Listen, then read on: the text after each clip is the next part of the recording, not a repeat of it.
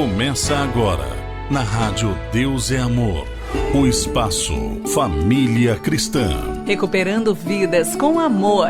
Fundação Reviver. Apresentação, Ireni Miranda e Rosa Tenório. Amados ouvintes, recebam a doce e gloriosa paz de nosso Senhor e Salvador Jesus Cristo. Quem tem o prazer de cumprimentá-los nessa tarde são suas irmãs Maria Cláudia e Rosa Tenório. Amados ouvintes, nós vamos continuar com o estudo sobre as profecias acerca de Jesus, parte 5. Nós vamos ler aqui em Salmos 41:9, que está escrito: até o meu próprio amigo íntimo, em quem eu tanto confiava, que comia do meu pão, levantou contra mim o seu calcanhar. Mostrando que ele foi traído, né, Maria Cláudia? Nós vamos ver agora os tópicos que falam sobre a crucificação do Senhor Jesus. Nós já falamos na semana passada. Mas ainda temos, né, Maria Cláudia? Tá, continua.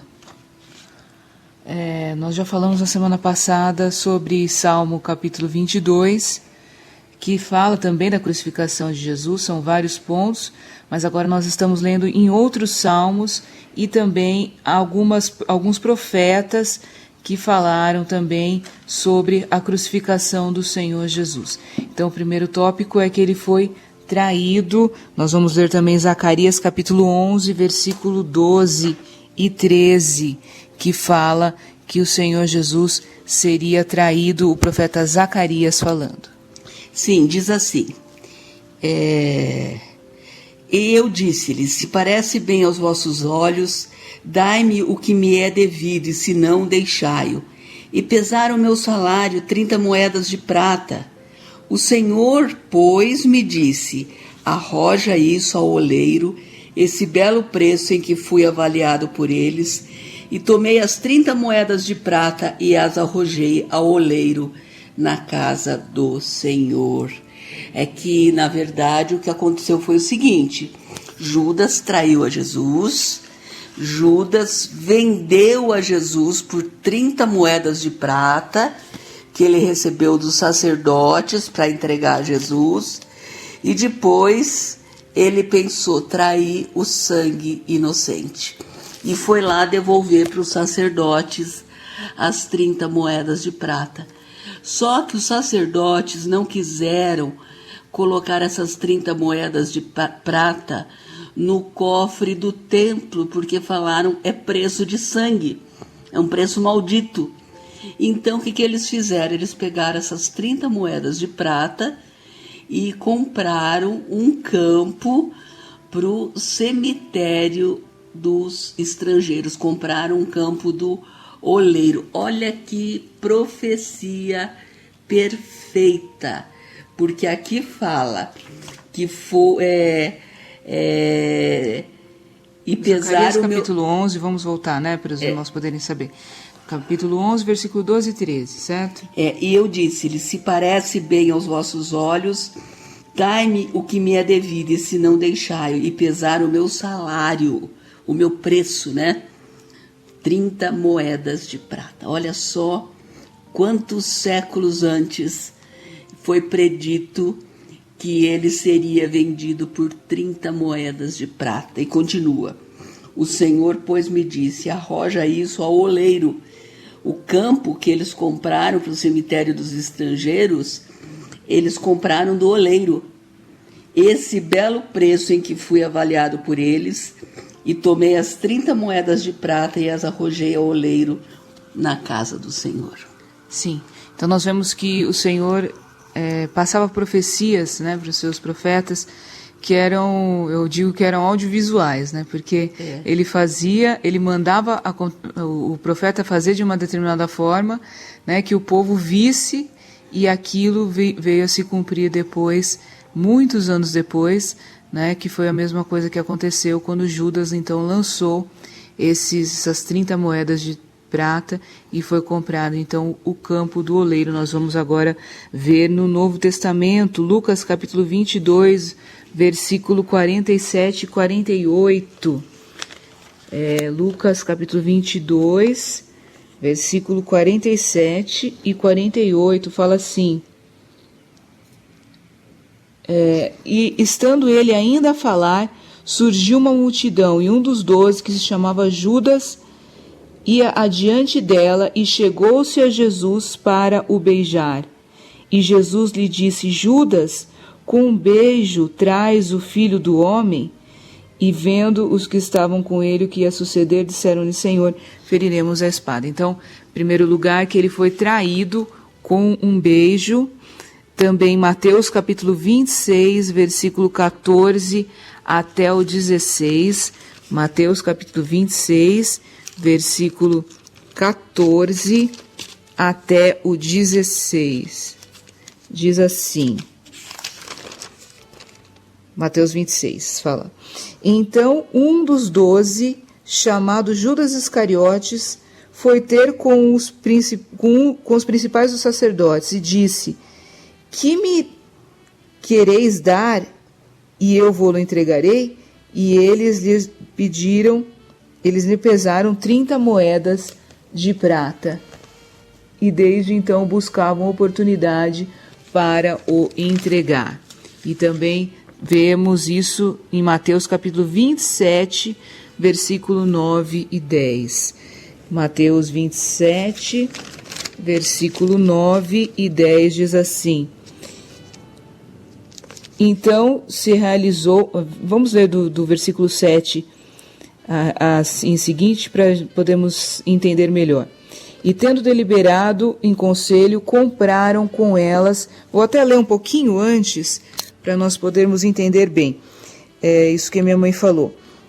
Versículo 3 do capítulo 27, diz assim: Então Judas, o que o traíra, vendo que fora condenado, que o Senhor Jesus fora condenado, trouxe arrependido as 30 moedas de prata aos príncipes dos sacerdotes e aos anciãos, dizendo: Pequei, traindo sangue inocente. Eles, porém, disseram: Que nos importa? Isso é contigo.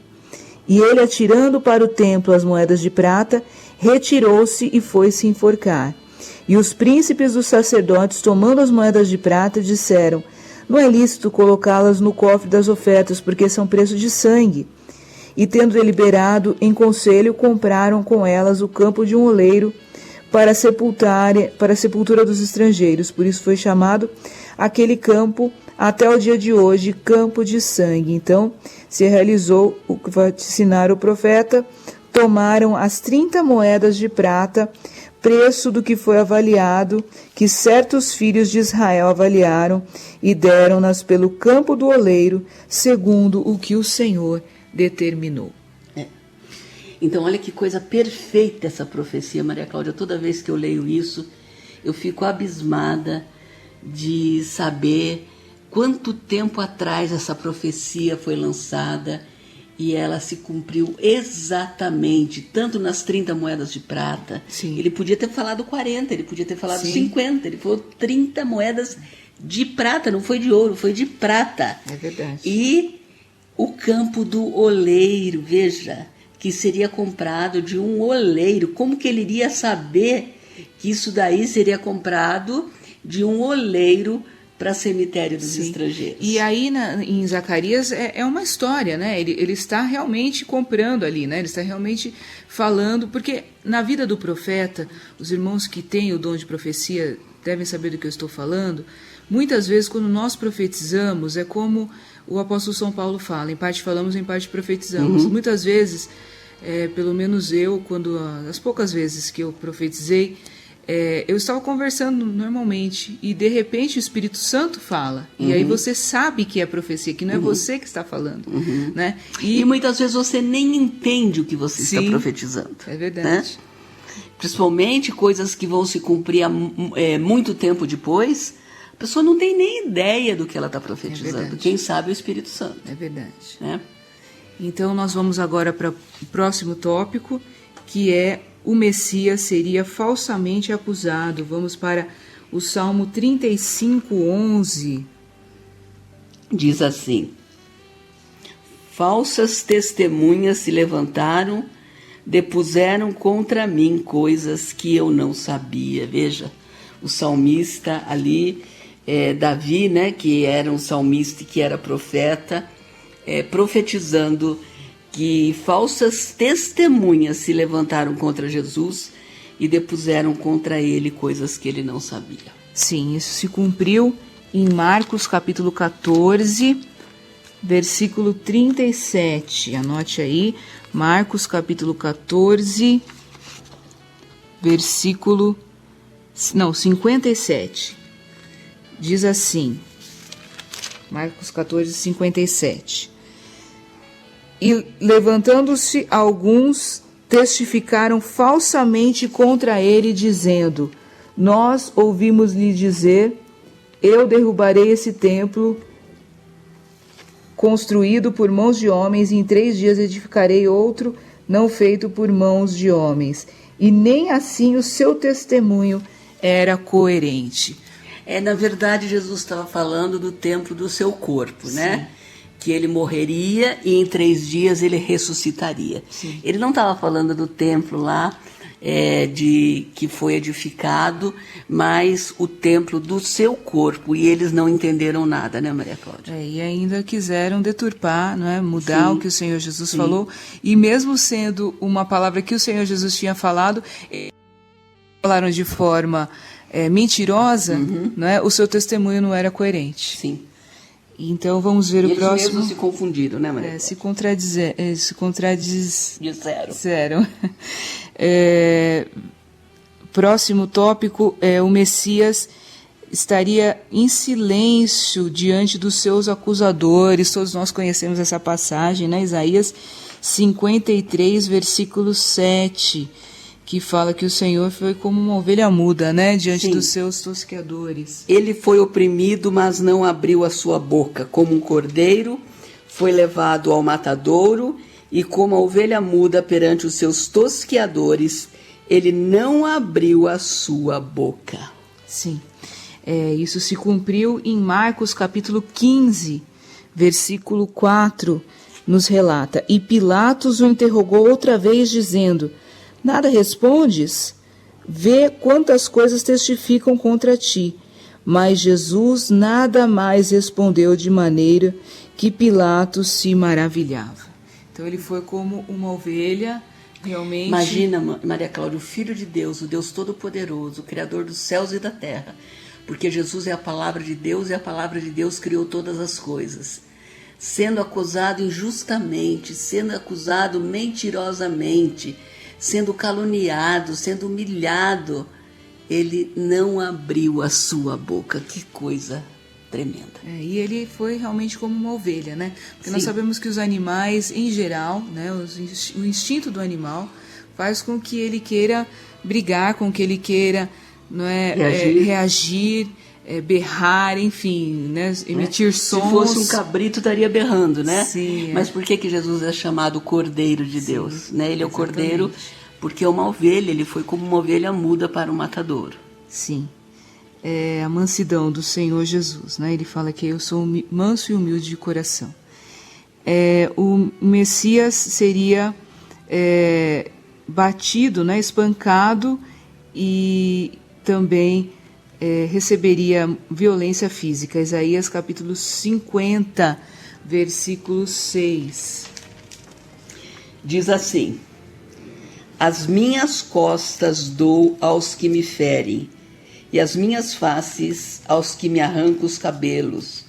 Não escondo a minha face dos que me afrontam e me cospem. Sim. Veja que além do sofrimento físico, da dor, né, da tortura, ainda a humilhação de ser cuspido. E isso se cumpre aqui no relato de São Mateus, capítulo 26, versículo 67, diz assim: então cuspiram-lhe no rosto e lhe davam socos, e outros o esbofeteavam, dizendo: profetiza-nos, Cristo, quem é o que te bateu? Querendo dizer que, como ele estava com os olhos vendados, né, Maria Cláudia, ele não estava enxergando nada. Como se o Senhor não pudesse ver, né? Que ele adivinhasse. Veja como é ridícula a posição do ser humano, da criatura, né, diante do seu Criador, diante do Senhor dos céus e da terra. É claro que o Senhor Jesus, naquele momento, apesar de ele estar como homem, ele ainda é onisciente, ele sempre foi onisciente. É claro que ele sabia quem estava, né, fazendo aquilo, mas ele estava levando os nossos pecados conscientemente, né, levando a nossa contradição, porque o ser humano é uma contradição ambulante, né? Ele pensa que ele pensa que ele sabe, e veja que ele não sabe nada, né? A lógica quanto humana... mais tosco o ser humano, mais ele acha que sabe. Você pode ver que pessoas muito esclarecidas, elas reconhecem que elas não sabem nada. Sim. E as pessoas que não sabem nada acham que sabem muito, né? E aqueles homens toscos, né?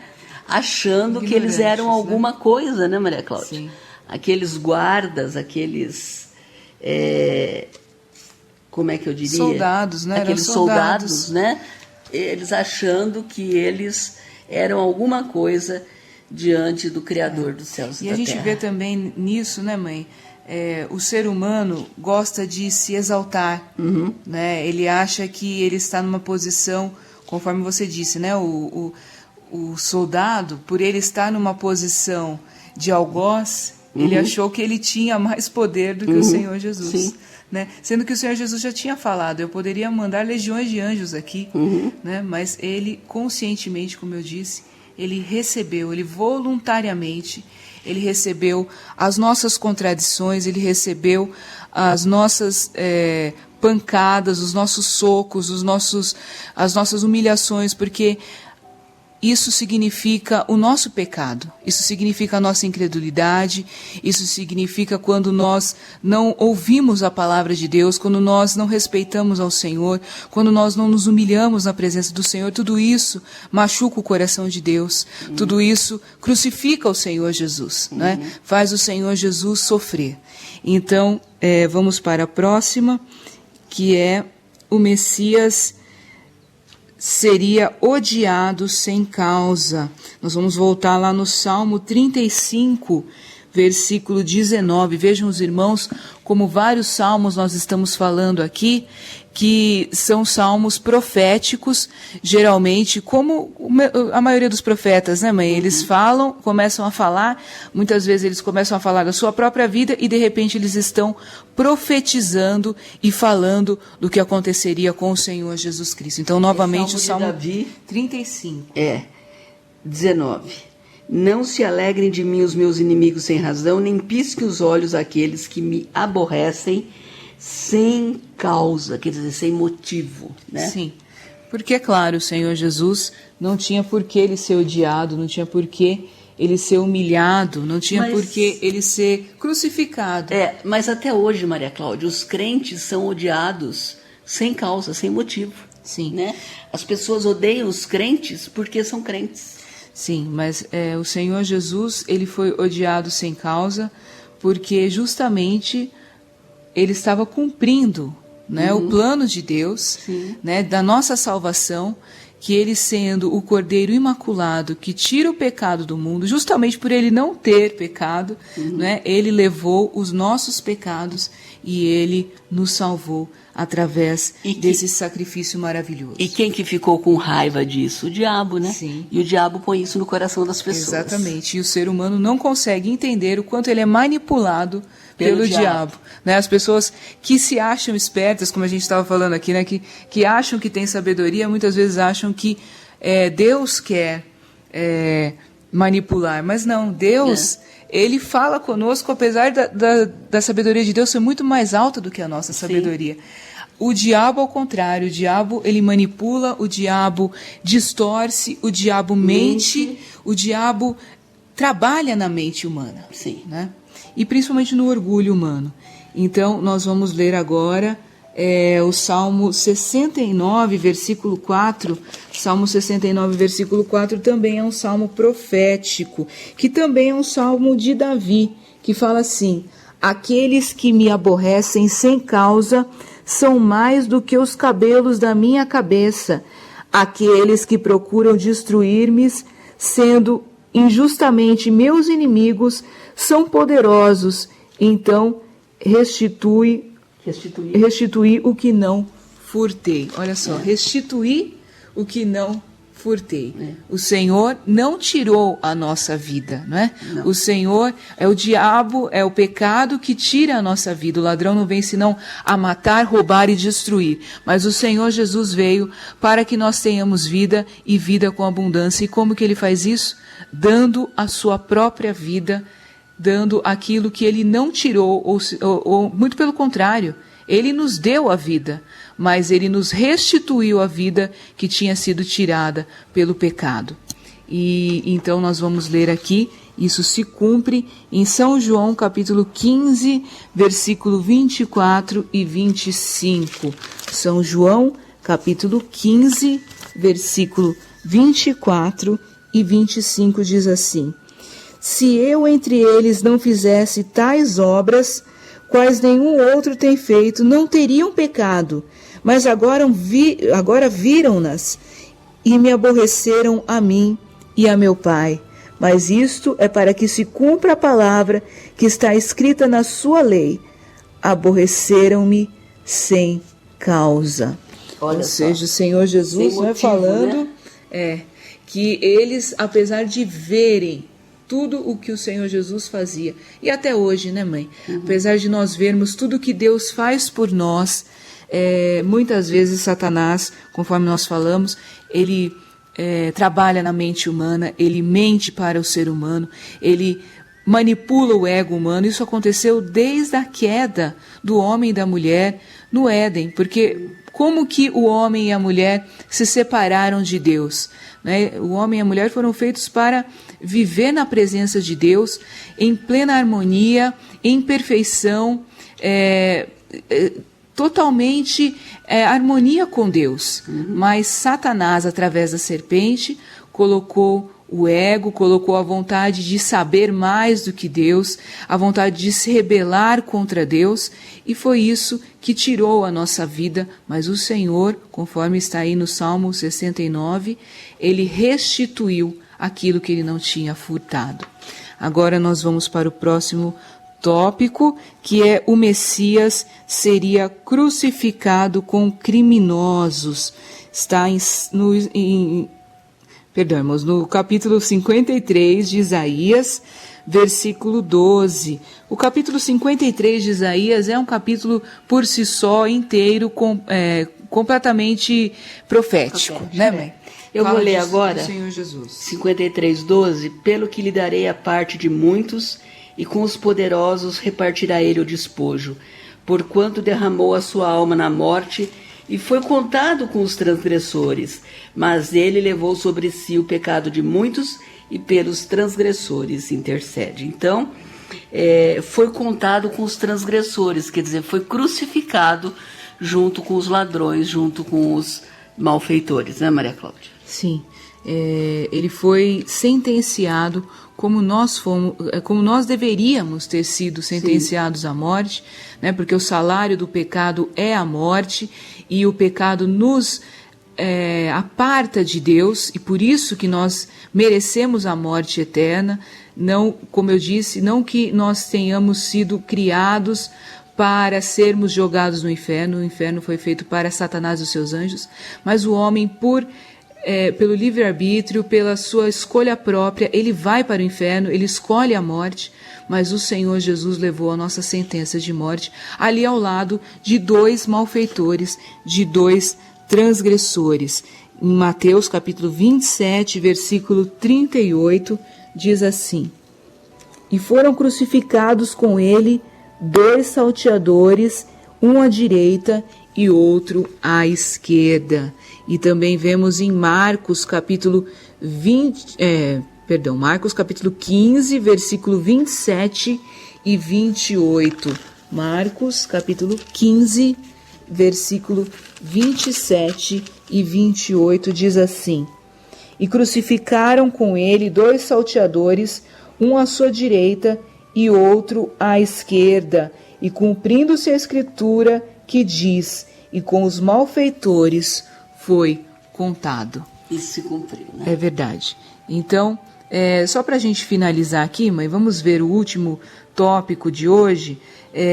Salmo 69, versículo 21, nos fala que o Senhor Jesus tomaria vinagre, né? O Senhor Jesus, nós já falamos sobre isso a semana passada, que o Senhor Jesus ficou desidratado e ele falou que ele estaria com sede, conforme está também no Salmo 22, mas no Salmo 69 fala assim: torne-se a sua... Não, Salmo capítulo 69, versículo 21. Deram-me fel por mantimento e na minha sede me deram a beber vinagre. E isso se cumpriu em Mateus capítulo 27, versículo 34. Mateus capítulo 27, versículo 34 diz assim: deram-lhe a beber vinagre misturado com fel, mas ele, provando, não o quis beber. E também fala aqui em João capítulo 19, versículo 28 até o 30. Evangelho de São João, capítulo 19, versículo 28 até o 30, que fala assim: depois, sabendo Jesus que já todas as coisas estavam terminadas para que a Escritura se cumprisse, disse: tenho sede. Estava, pois, ali um vaso cheio de vinagre, e encheram de vinagre uma esponja, e pondo-a num isope, lá chegaram à boca. E quando Jesus tomou o vinagre, disse: está consumado, e inclinando a cabeça, entregou o Espírito. Então nós vemos como o Senhor está nos provando que Ele cumpre a sua palavra, Ele cumpre com a sua promessa, Ele está conosco conforme a sua palavra, tanto no Antigo Testamento quanto no Novo Testamento. Nós vamos orar agora e nós vamos também disponibilizar no nosso canal no YouTube, Espaço Família Cristã. Nós vamos também disponibilizar os versículos. Então você que ainda não está inscrito no canal, se inscreva no canal para que você possa ter acesso tanto ao nosso áudio quanto aos versículos que nós vamos disponibilizar na descrição do vídeo. Vamos orar. Senhor Jesus, nós te agradecemos por mais um dia na tua presença, te agradecemos pela tua promessa, Senhor, te agradecemos porque o Senhor é o mesmo ontem, hoje e eternamente. O Senhor é a verdade. Senhor, que a Tua palavra possa cada vez mais operar na nossa vida, que a Tua palavra possa cada vez mais dar frutos na nossa vida, Senhor, que nós possamos abrir a nossa mente para ouvir a Tua verdade, a Tua palavra, que nós, Senhor, não deixemos Satanás, o orgulho, o ego, a falsa sabedoria, a falsa ciência tomar conta da nossa vida, mas que nós possamos entender a Tua palavra, em nome de Jesus. Amém.